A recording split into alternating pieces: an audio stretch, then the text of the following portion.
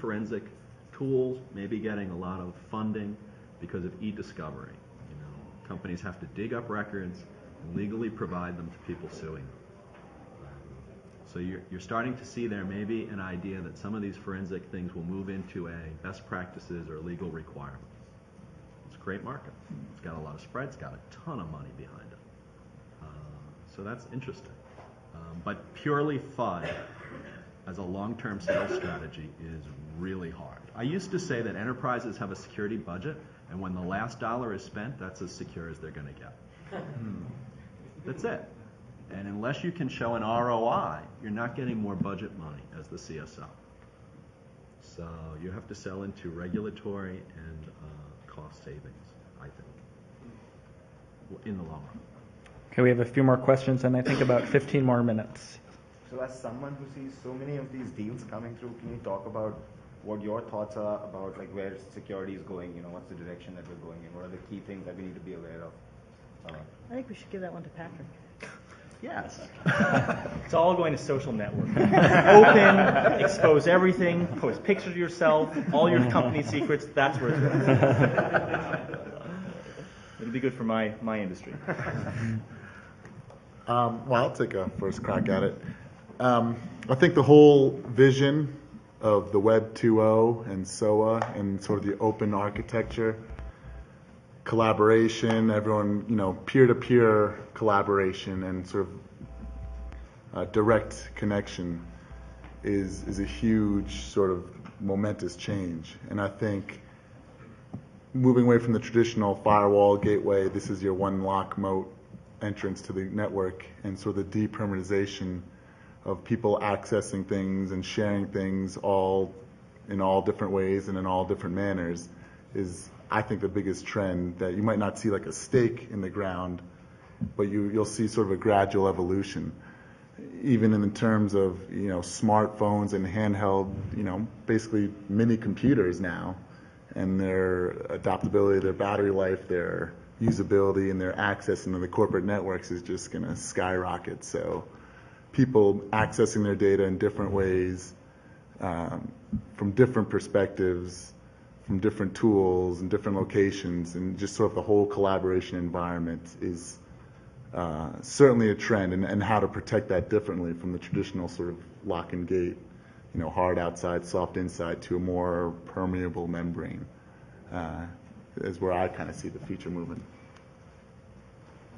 So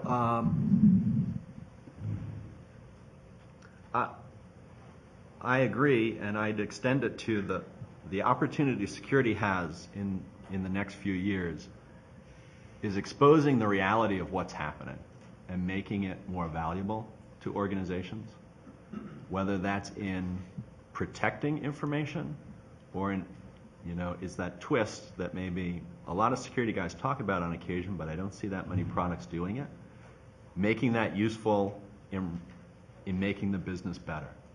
I'm not believing that security in the future is going to make a lot of money off of I'm building a stronger wall. It's going to be a lot more about understanding what's the environment that I'm operating in, what's the environment that I own. And I do believe that the consumer side of things is a huge aspect of that. So as iPods, TiVos, Xboxes, you guys saw the UMA device that came out last week, which is very interesting on, basically networked devices that provide dedicated services to us are becoming more and more feasible as real businesses. And what does that mean in regards to security?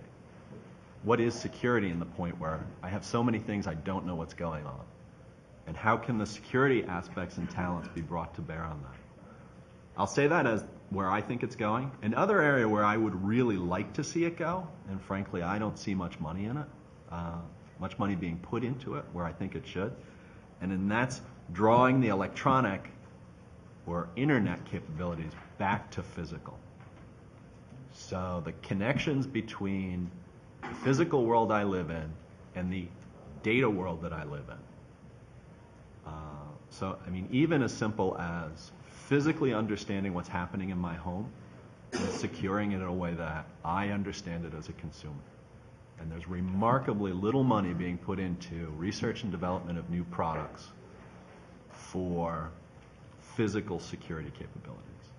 And I think there's a huge opportunity there to turn that business, which is now basically largely pay a guard at the front door, and turn that into a money-making, maybe a service-oriented business, but maybe a product, a pure product as well. I think there's a huge opportunity. It's a great point. All the technology is there to do it. Yeah. And the need is there.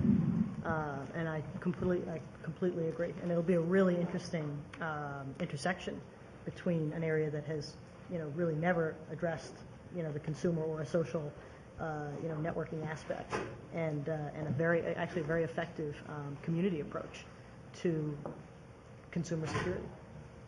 Other questions? Yes.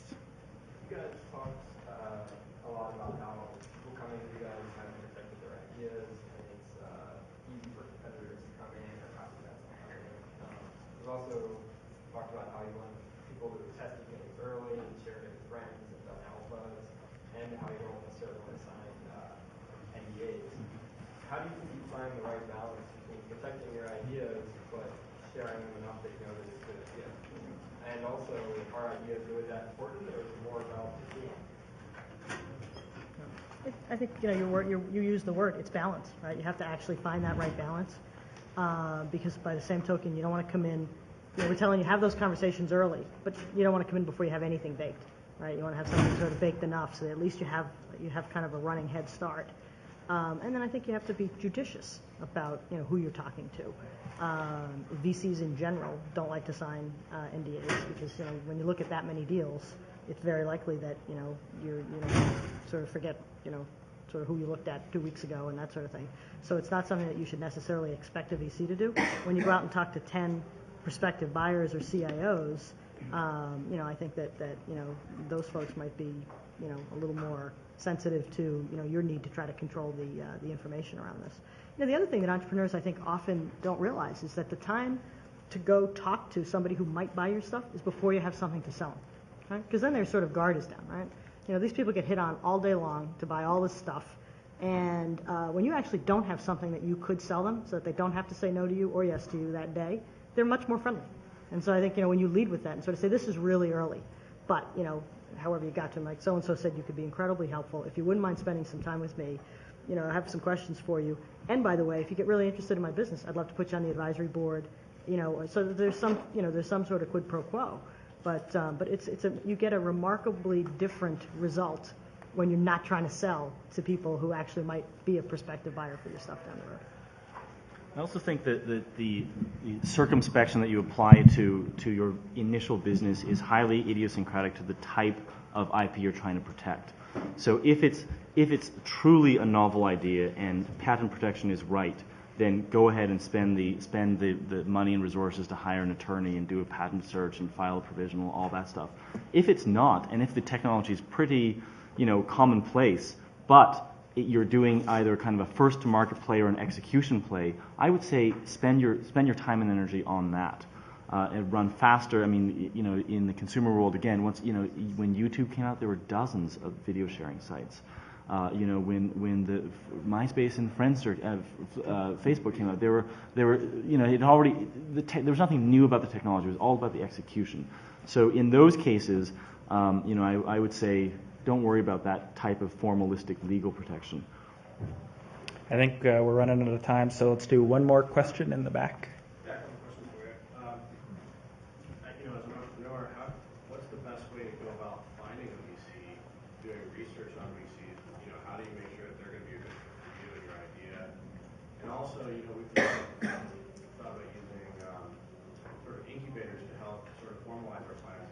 Sort of build on, snap in some of the pieces that we're not really good at. What do you guys think about that? And does that help or hurt you when you're coming in to talk to a VC?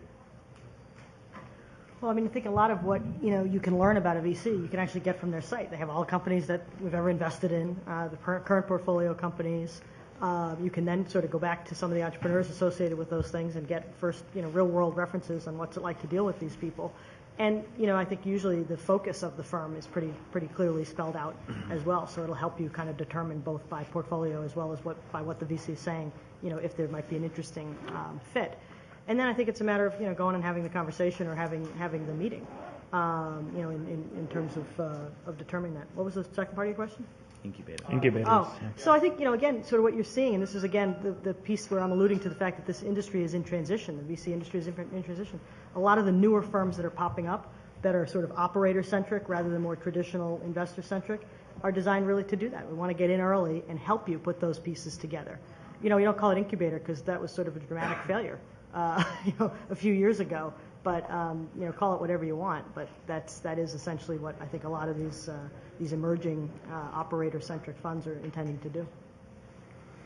Okay, well, I'd like to thank Mark, Dov, Maria, and Patrick, and all of you for coming. And if you want to slip them a business plan before they leave, I think Paul, yes. I just want to chill for the fact that tomorrow at 11 o'clock at DEF CON, we're going to repeat this panel, so if you guys have additional questions, we can come to that. And also, then afterwards, we're going to go to a Q&A room, and you guys can gang tackle them with your ideas. Oh, God.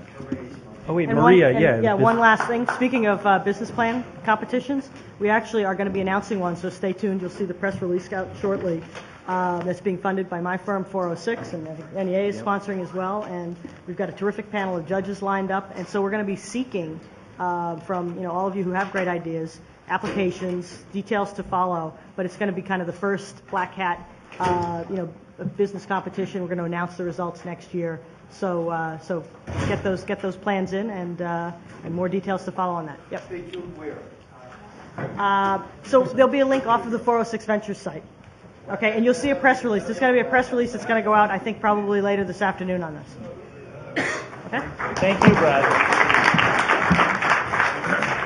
All right, we'll see you guys tomorrow.